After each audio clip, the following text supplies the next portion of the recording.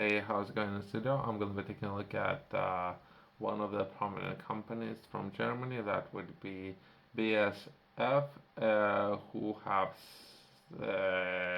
began investing a lot of billion, 10 billions in petrochemical projects in China, and they're looking to expand its operations overall in China, which is a great thing. Since they let's cover that in more detail. This company seems to do very well within Europe, within China, and they're looking to expand even in the broader markets.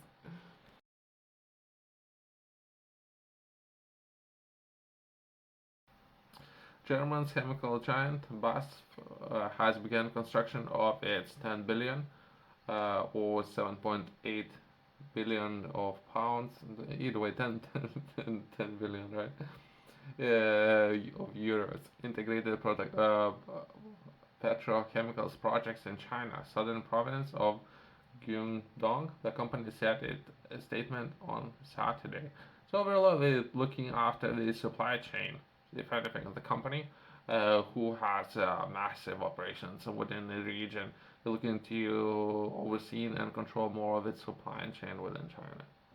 The project has based in city of Shangjiang will be China's first wholly foreign-owned chemicals complex, for which framework agreements has signed.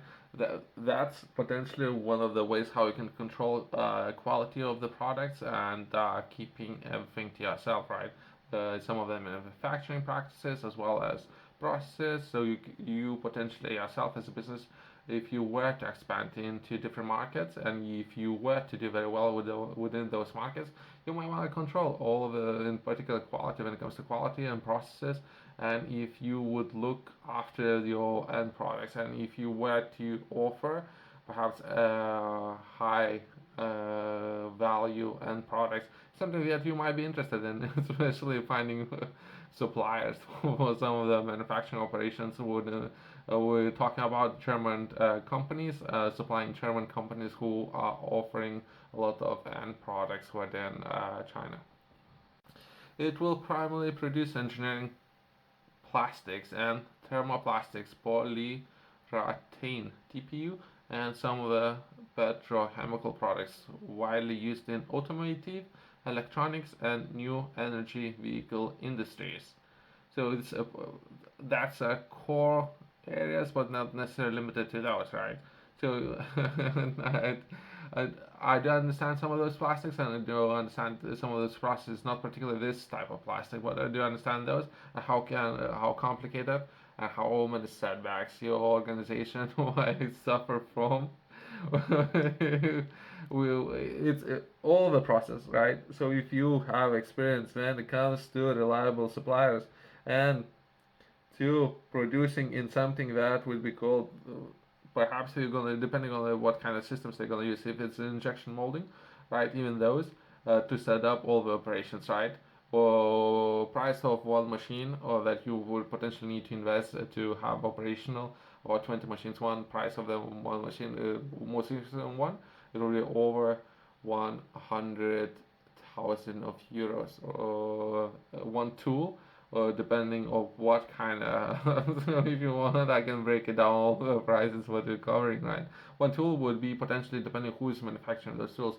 If it would be somewhere who is within China, that would be about 40,000, and someone from Germany who make a tool, that would be about 60,000, right?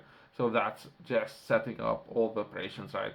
Renting facilities, staff, know-how, all the processes, procedures, that's additional cost, right? On top of that, as well as perhaps robotics, or depending on what systems they're gonna be interested in. So just setting all those processes, right? So and right when we're talking about quality, right?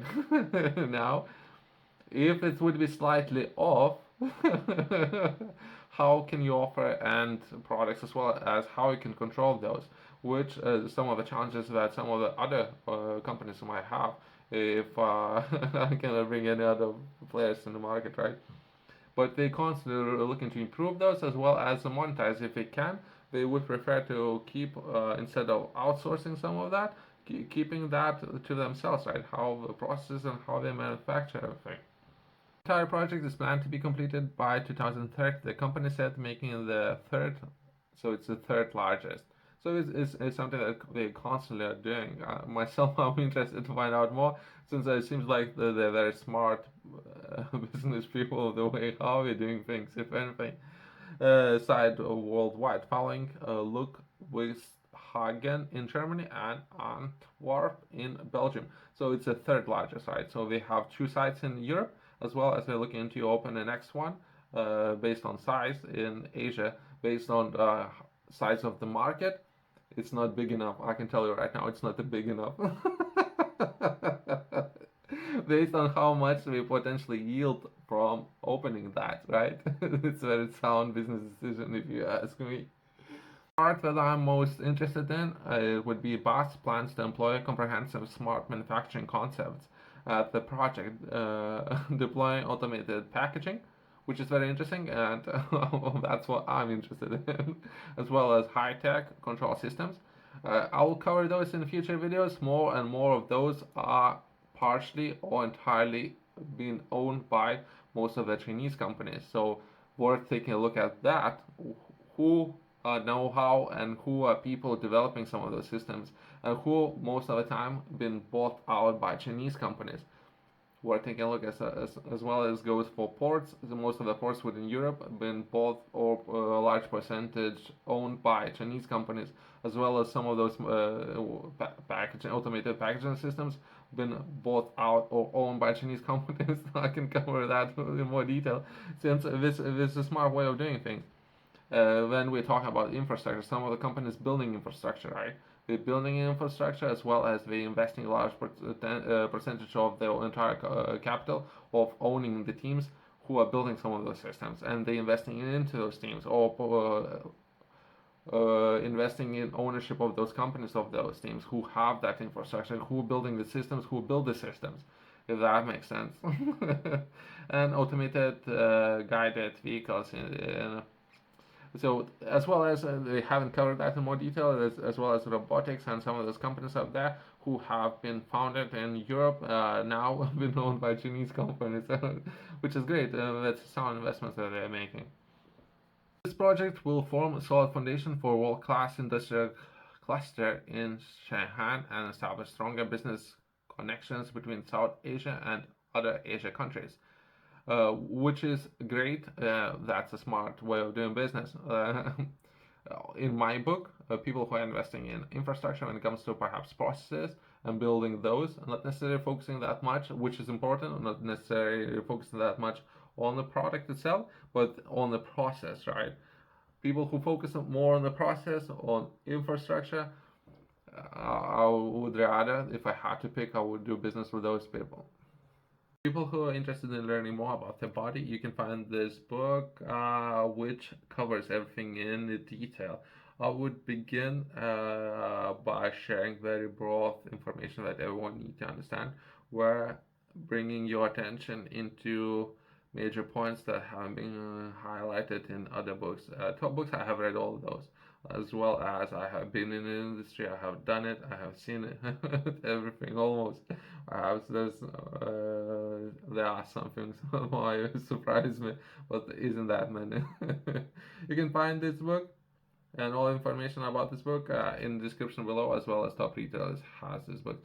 Intention of me writing this book to share all my know-how, all my information in regards to fitness industry with as many people as I possibly can. I hope to bring all the other generations up to speed when it comes to their own body.